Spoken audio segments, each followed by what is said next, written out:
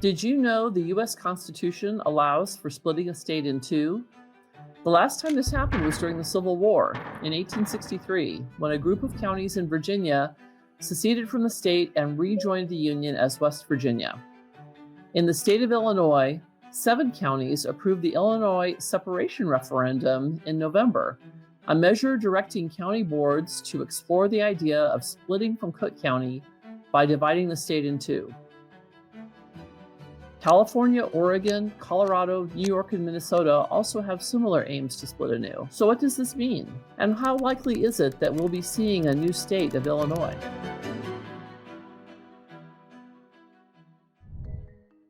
Hi, my name is Valerie Richardson, national reporter for the Washington Times, and I'm here to answer your questions regarding the Illinois separation movement.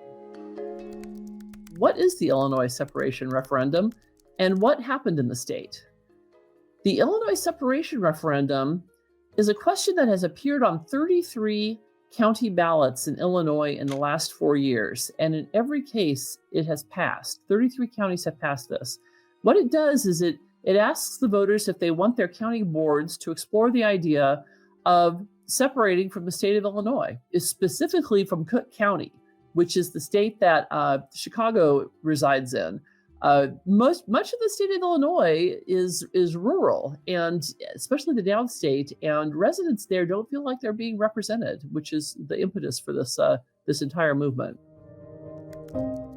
And how are the dividing lines being drawn?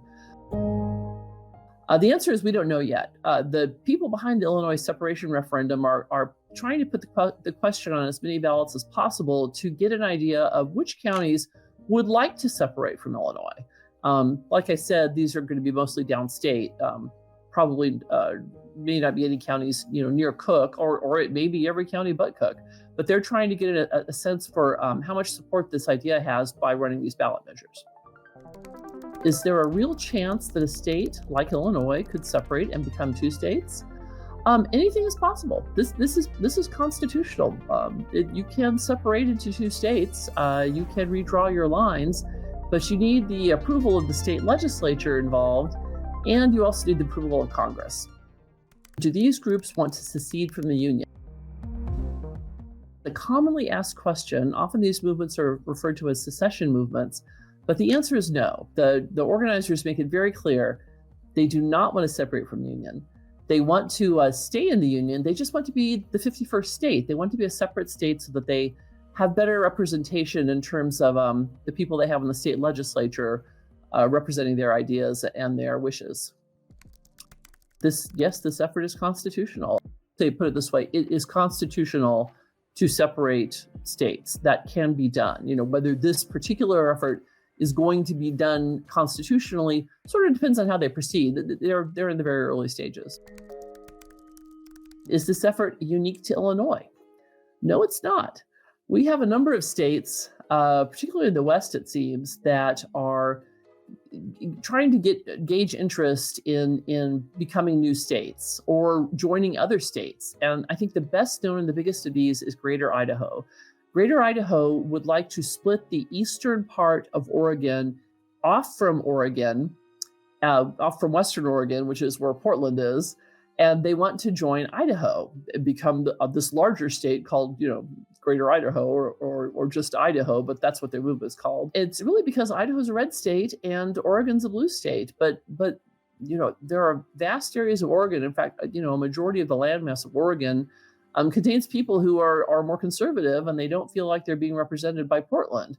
But Portland is the population center, and so it gets most of the legislative seats, and so therefore it controls the legislature. And this is really what is driving a number of these efforts. You also see this sort of thing in Washington and in Northern California.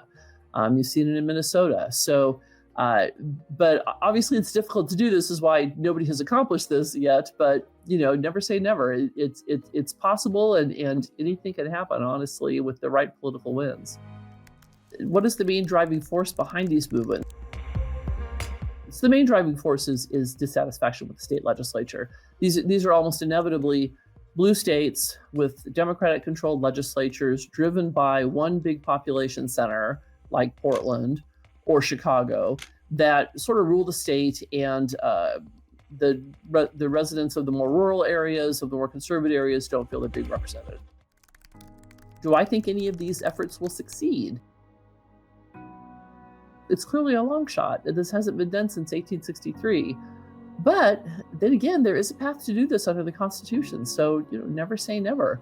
At the very least, what this sort of movement, I think, can do is send a message to the state legislatures that are controlled by Democrats that, hey, you've got a lot of residents who are dissatisfied with what you're doing.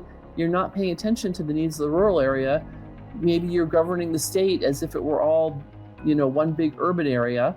And maybe you need to pay more attention to the needs of the parts of the state that aren't, within the city limits of Chicago or, say, Portland. If you'd like to read more of my reporting, you can find me at WashingtonTimes.com.